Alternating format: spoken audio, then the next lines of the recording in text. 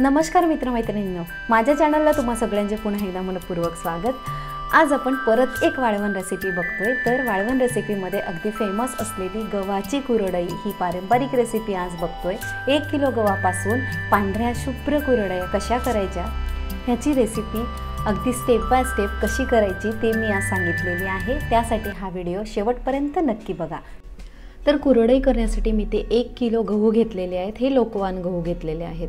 हे गहू आपल्याला सगळ्यात आधी स्वच्छ धुवून घ्यायचे आहेत। भरपूर पाण्याचा वापर करून स्वच्छ धुवून घ्यायचे आणि त्यानंतरच आपण पुढची स्टेप बघणार आहोत। तर हे गहू मी अशा प्रकारे धुवून घेतलेले आहेत। आता यामध्ये पाणी घालायचं आणि हे गहू आपल्याला 3 दिवस असेच भिजत घालायचे आहेत। पण भिजत घातल्यावर दर सकाळ संध्याकाळी ह्याचं पाणी बदलायचं आहे, म्हणजे गव्हाला किंवा कुरड्यांना वास येणार नाही आणि कुरड्या सुद्धा पांढऱ्या शुभ्र व्हायला हेल्प होईल। तर 3 दिवस मी हे गहू भिजवून घेतलेले आहे। आदल्या दिवशी संध्याकाळी ह्याचं पाणी बदललं होतं। आता हा तिसरा दिवस। आता हे गहू परत एकदा धुवून घ्यायचे, म्हणजे याच्यावरचं सगळं पाणी काढून घ्यायचं आहे। गहू छान भिजलेले आहेत। 3 दिवसापेक्षा जास्त भिजवले तर त्या चिकाला वास येण्याची शक्यता असते, त्यामुळे 3 दिवस इनफ होतात।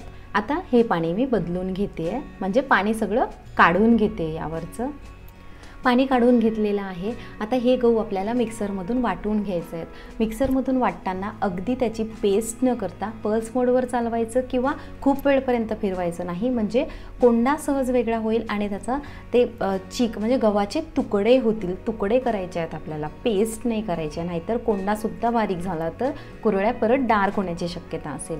यामध्ये थोडंसं पाणी घालायचं आणि आता हे मिक्सरला वाटून घ्यायचं।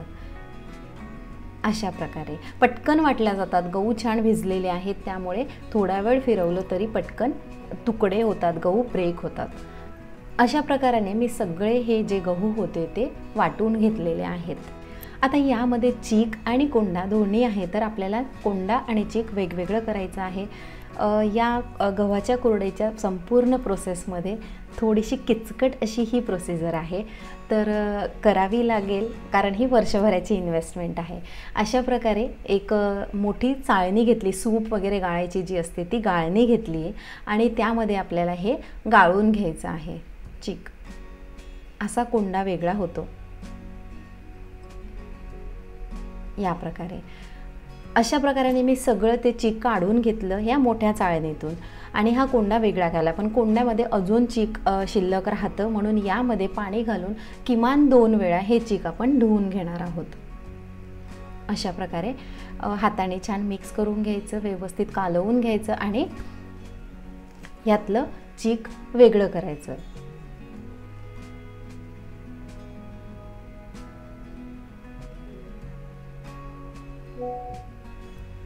अशा प्रकारे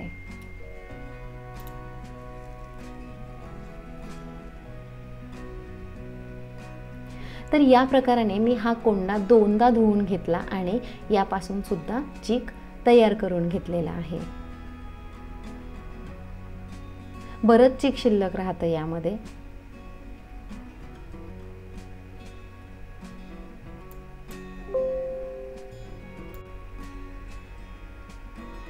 परत एकदा हे गाळून घेतलं मोठ्या गाळणीतून।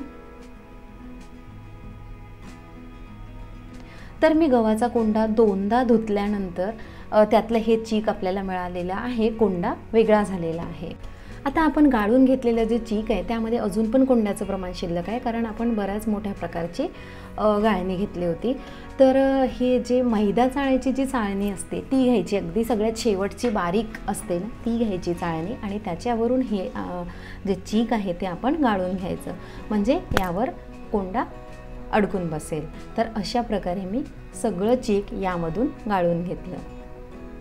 गव्हाची कुरडई या सगळ्या प्रोसिजर फॉलो केल्याने अगदी पांढरी शुभ्र होते, म्हणजे त्यातला सगळा कोंडा आपण बाजूला केला तर ती अगदी पांढरी शुभ्र होते।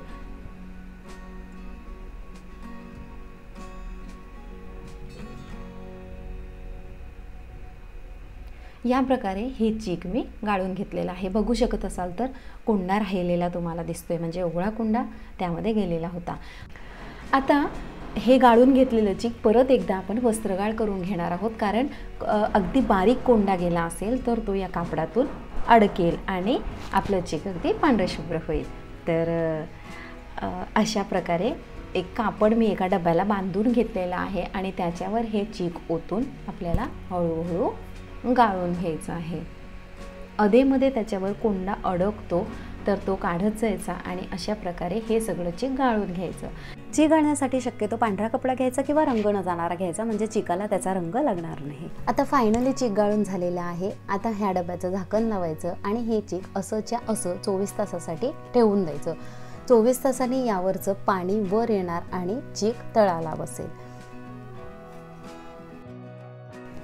24 तासांनी मी आता हे बघतेय तर चीक तळाला बसलेलं आहे आणि वर पाणी आलेलं आहे. तुम्ही बघू शकता पाणी दिसतंय. हे पाणी आता आपल्याला अलगद काढून घ्यायचं आहे.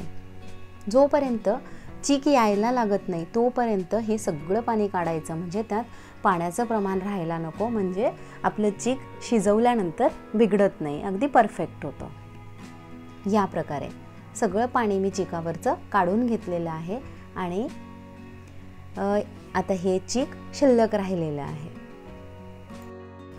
हे चीक घट्ट होऊन बुडाला बसलेले असतं तर ते चमच्याच्या किंवा पळीच्या मदतीने आपल्याला अशा प्रकारे काढून घ्यायचं आहे. म्हणजे थोडक्यात काय, हे चीक सगळं मोडून घ्यायचं आहे.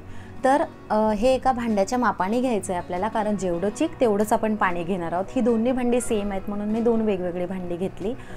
असं नसेल तुमच्याकडे तर तुम्ही ज्या भांड्याने चीक मोजाल त्याच भांड्याने पाणी मोजा आणि तेवढंच घ्या. एक जाड बुडाचं भांडं ठेवलं आहे गॅसवर, त्यामध्ये पाणी घेतलं आणि चवीला साधारण चमचाभर मीठ घालायचं, झाकण ठेवायचं आणि या पाण्याला छान उकळ काढायची.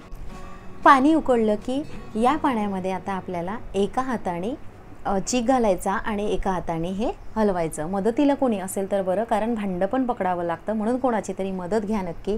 आणि ज्या स्पीडने आपण चीक तिथे घालतोय त्यापेक्षा जास्त स्पीडने आपल्याला ते हलवायचं आहे, म्हणजे गुठळ्या होणार नाही. तर अशा पद्धतीने हा चीक आपल्याला एकत्र करून घ्यायचा आहे पाण्यामध्ये. हे हलवण्यासाठी असा जाडसर एखादा लाकडाचा चमचा असेल तर तो घ्या, किंवा रवी घेतली तरी चालेल, किंवा लाटणं घेतलं तरी सुद्धा चालेल. हे चीक छान मिसळून घ्यायचं, हलवत राहायचं.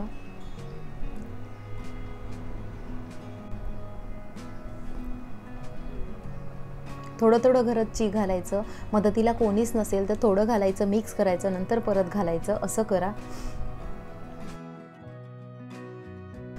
यामध्ये आता चीक घालून झालेलं आहे. आता हे पातेलं घट्ट पकडायचं आणि अशा प्रकारे मिसळून घ्यायचं. म्हणजे थोडक्यात काय, हाताचा बऱ्यापैकी व्यायाम हे चिकाच्या गुठळ्या फोडताना होतो. चिकात गुठळ्या नसतील तर आपल्या कुरड्या अगदी अशा सरसरीत होतील, त्याच्या तारा छान होतील. आता हे चीक मिसळून झालेलं आहे. जे चाटूला लागलेलं आहे, मी हा असा जाडसर चाटू घेतला होता. चाटूला जे लागलेलं आहे ते काढून घ्यायचं आणि अगदी थोडंसं साधारण पळीभर मी इथे गरम पाणी घालतीये, म्हणजे अजिबात पुडाला लागणार नाही हे पीठ शिजवताना.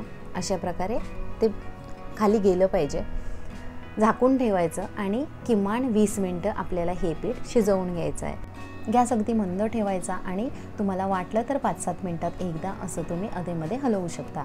आता मी 20 मिनिटं शिजवून घेतलं. यानंतर असं बघू शकता, पाण्याचा हात धरायचा आणि असा गोळा तयार करून बघायचा, तर गोळा तयार होतो, अजिबात पीठ चिपकत नाही. आणि दुसरी एक पद्धत म्हणजे चमच्यात अशा प्रकारे पकडलं तर टोकं तशीच्या तशी दिसतात आणि ते पडत नाही, म्हणजे आपलं पीठ शिजलेलं आहे.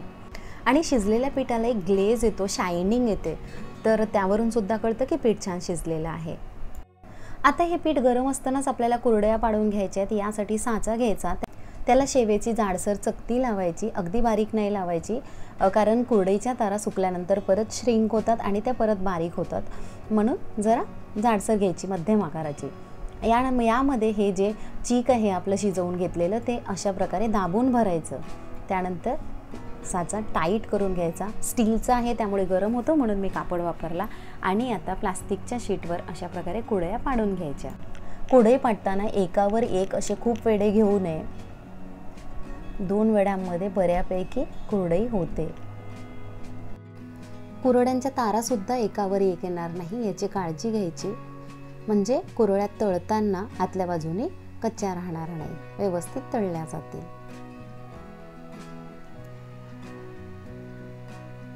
अशा प्रकारे कुरडई तोडण्यासाठी हात ओला करायचा आणि मग तोडायची, म्हणजे पटकन तुटते, हाताला चिपकत नाही। या प्रकाराने मी सगळ्या कुरड्या पाडून घेतलेल्या आहेत।